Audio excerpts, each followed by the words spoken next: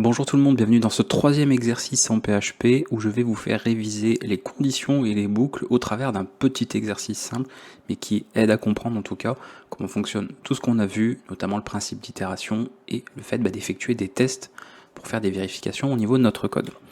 Voici l'énoncé, il est très court, je vous dis, il n'y aura pas beaucoup de code en fait à écrire, c'est surtout, il va falloir réfléchir un petit peu pour mettre en place ces deux mécanismes à la fois, des conditions avec des tests qui seront effectués et il va y avoir bien sûr toute une boucle sur laquelle vous allez pouvoir en tout cas réviser.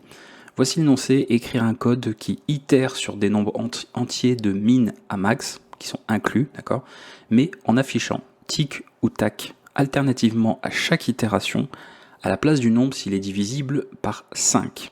Sinon, vous affichez le nombre lui-même, d'accord. Donc ici, on va tout simplement faire une itération de 1 à 50, et si parmi les nombres que vous êtes en train de parcourir, donc on va avoir une incrémentation bien sûr, de min jusqu'à max, vous voyez que ce nombre est divisible par 5, vous affichez alternativement tic et tac. Donc si vous avez affiché tic, vous affichez ensuite tac, et à nouveau tic, et ainsi de suite, pour chaque valeur qui serait divisible par 5. N'hésitez pas, bien sûr, s'il y a des choses que vous ne savez pas faire, par exemple, vous ne savez pas vérifier comment un nombre est divisible par 5, vous avez le droit de faire une recherche sur Internet, c'est tout le principe aussi. En programmation, on est souvent amené à faire de la recherche, s'il y a quelque chose qu'on ne connaît pas, pour un algorithme, tout ça, ou une formule mathématique, n'hésitez pas à vous renseigner et de voir comment vous pouvez résoudre en fait ce petit problème-là, et en fait valider, en tout cas compléter le code qui est ici. Je vous donne pas bien sûr le code dans la description de la vidéo, il n'y a pas grand chose, vous pouvez même limite juste renoter ça, je l'ai mis simplement pour éviter que la valeur min soit inférieure ou égale à la valeur, enfin plutôt max soit inférieur ou égal à la valeur min, mais voilà, c'est pas obligatoire, c'était juste pour avoir un truc un peu plus propre. Je vous laisse faire ce petit exercice et on passe en deuxième partie pour la correction. Nous voici sur la correction de ce troisième exercice en PHP. On va voir un petit peu comment mettre en place tout ça. Il n'y a pas grand chose à écrire, mais il fallait quand même réfléchir suffisamment, en tout cas par rapport à ce qui était à faire. Première chose qu'on nous demande déjà, c'est de faire une itération complète finalement sur des nombres entiers, et je vous fournissais deux variables qui sont finalement la fourchette de valeurs incluses, d'accord, les deux valeurs vont être incluses entre min et max. Donc on peut commencer déjà par faire cette itération, et ça faisait appel au besoin d'écrire une boucle ici. Donc on y va. Par contre j'aurais peut-être à afficher des choses, oui. Je vais mettre ça parce qu'il y aura du HTML à afficher.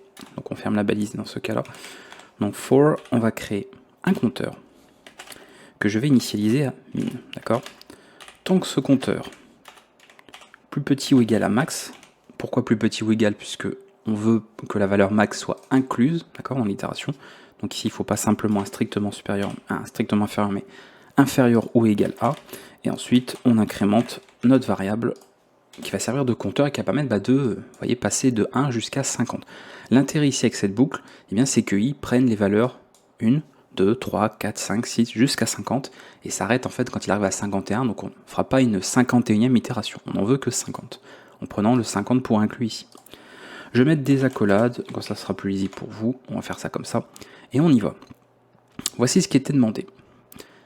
Si la valeur est divisible par 5, on affiche alternativement tic ou tac, sinon le nombre lui-même. Donc on a finalement une condition double, c'est-à-dire que soit on va avoir la condition elle-même, sinon on va avoir en fait la valeur qui est ici. Donc moi ce que je vais faire, parce qu'on doit gérer en plus ceci, finalement, on va déjà faire comme s'il fallait juste afficher par exemple tic, d'accord, dans le cas où c'est divisible par 5. Ce qui revient à dire, donc si vous ne saviez pas faire, encore une fois, je vous avais dit que vous pouviez aller faire une petite recherche, et on peut très facilement résoudre ça en se disant, si un nombre modulo 5 donne 0, d'accord, comme un nombre modulo 2 donne un nombre pair, enfin vérifie que le nombre est pair, et bien un nombre modulo 5, si c'est égal à 0, c'est que le nombre est divisible par 5, d'accord. Donc ce qu'on va faire, c'est notre valeur que nous avons, donc c'est-à-dire la valeur de i, puisque ici c'est lui qu'on va utiliser à chaque fois, qui est incrémenté, modulo 5 égale à 0, dans ce cas-là, ça veut dire que le nombre est divisible par 5. Donc pour le moment, on va se contenter de faire ceci. Je vais faire ça comme ça. J'y arrivé. Voilà. Sinon, on affiche le nombre lui-même. Donc c'est i. Et on peut faire ça comme ça. Encore une fois, comme j'ai du HTML, n'oubliez pas de fermer la balise PHP. Petit rappel ici, pour ceux qui l'auraient oublié. Ça, c'était la première étape. Enfin, en tout cas, on pouvait décomposer le problème comme ça. C'est-à-dire que si vous aviez l'impression que c'était un peu trop difficile de tout faire d'un coup, vous pouvez décomposer. Pensez toujours, ça je vous le dis régulièrement, quand vous avez un problème plus conséquent, à le décomposer en sous-problèmes, faire chaque étape, quitte à devoir revenir sur cette partie par la suite, parce que là, le code n'est pas bon, hein, il répond pas à l'énoncé, mais ça permet de décomposer le problème et de trouver plus facilement la solution derrière. Maintenant, il faut terminer cet exercice en résolvant cette partie-là, qui est le fait d'alterner entre tic ou tac. Parce que si je me base sur ce code-là, et on va pouvoir l'afficher, donc exercice 3, on voit que déjà, on a bien effectivement toutes les valeurs divisées par 5 qui sont remplacées, donc ça veut dire que là, on a bien fait cette partie, d'accord? Donc 5, 10, 15, 20, 25, etc., d'accord? C'est toujours les valeurs qui vont être remplacées. Il n'y a pas le 0 puisqu'on a commencé à 1. Donc c'est bon, on voit quand même la valeur 50 qui est la dernière, et on arrive bien à 50, on a bien respecté la fourchette de valeurs qu'on voulait pour l'itération. C'est bon sur cette partie-là. Ensuite, c'est celle-ci qui est pas bonne, parce que là on devrait avoir tic, ici tac, etc. D'où le titre d'ailleurs de l'exercice. Alors, on va remplacer cette partie. On avait plusieurs manières de faire, encore une fois, plusieurs manières. Le but, toujours, c'est d'essayer d'être le plus simple possible pour vous et le plus compréhensible. Essayez de produire le code qui est le plus lisible pour vous, que vous êtes capable de comprendre d'un seul coup d'œil quand vous allez le revoir dans 3 mois, dans 6 mois, et de pas forcément chercher à faire compliqué pour obtenir le même résultat à la fin. Donc ce qu'on pouvait faire, c'était d'écrire une variable. Donc par exemple, je vais mettre value ou world, je vais appeler ça comme ça, peu importe. Tic, ok. Et je vais afficher world. Ici. Et là, on pouvait décomposer pour chaque partie, dire bah, si world était égal à tic, dans ce cas-là, est égal à tac. Sinon, alors d'ailleurs, bon, j'ai mélangé les doubles guillemets, 5 guillemets, mais c'est pas grave. On le remet à cette valeur. Donc on lui met une valeur de départ, ok. Ici, on l'affiche, qu'on commence par afficher tic, hein, le premier élément divisé par 5, on affichera tic, donc ça change pas. Et ensuite, une fois qu'on a géré cet affichage, on voit pour switcher. Voilà, là, on fait simplement un switch du mot pour que, à chaque itération, parce qu'on le fait à l'intérieur de la boucle for, comme vous voyez, ces conditions-là, et bien que si c'est tic, on passe à tac, si c'est tac, on passe à tic, pour pouvoir alterner. Ce qui fait qu'ici, au prochain tour de boucle, la valeur word vaudra tac, elle aura changé entre temps, et donc c'est bien ce qui sera affiché si le nombre est divisible par 5. Ok. Alors d'ailleurs, en réalité, ça va pas forcément être bon parce qu'il faudra le faire ici. Vous voyez, hop, il faut le faire dans le cas bien sûr où c'est divisible par 5. Pourquoi? Sinon on va changer, en fait, on va switcher à chaque fois alors qu'on veut juste se switcher pour les valeurs divisibles par 5. Donc en réalité, le test, pour être encore plus correct, il doit être fait ici. Voilà. Donc si c'est divisible par 5, on affiche la valeur, donc le mot qu'on avait en cours, et on switch deux mots. Ça veut dire qu'on a dû l'afficher, donc on le switch. Sinon, on ne fait qu'afficher le nombre lui-même, et il n'y aura pas de problème. Voilà comment on pouvait en tout cas résoudre, c'était une des solutions possibles pour résoudre cet exercice-là. On actualise, et là on vérifie qu'on va bien de 1 jusqu'à 50, effectivement.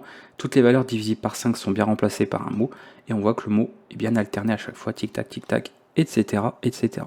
Vous pouviez, pour terminer, tester avec moins de valeurs, plus de valeurs, pour voir tout simplement si votre algorithme, donc votre code est toujours correct à ce niveau-là. Donc on voit que c'est bien à 5 et à 10, et on peut même aller, bon on va pas tout vérifier à la main, mais ça permettait de vérifier quand même un petit peu, et là on se rend bien compte des valeurs que nous avons. Voilà, à chaque fois, donc l'avantage, bon, comme c'est divisé par 5, c'est aussi pour ça que j'ai choisi cet exemple, c'est que c'est facile à revoir visuellement, donc c'était plus pratique après ensuite pour vérifier que votre code était juste, plutôt que de se poser la question de devoir tout compter. Au moins là on voit que c'est bon. Et on en a terminé avec ce petit exercice, donc comme ça vous voyez, ça vous a fait réviser un petit peu les boucles, le principe des itérations, les différents traitements que vous pouvez faire au sein de chaque itération, et même ici, ce qui était intéressant, c'est de pouvoir travailler donc avec des tests à effectuer pour chaque itération, et dans un des cas précis, d'avoir un nouveau test qui était imbriqué.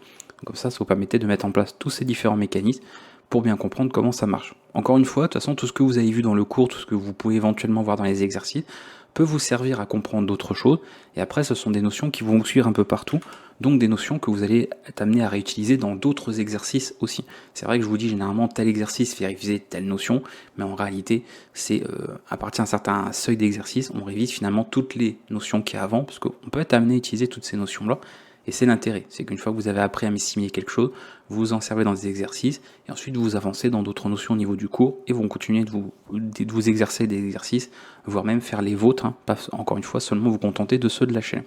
J'espère que en tout cas, cette petite vidéo vous aura plu, que ça vous aura permis de revoir tout ça.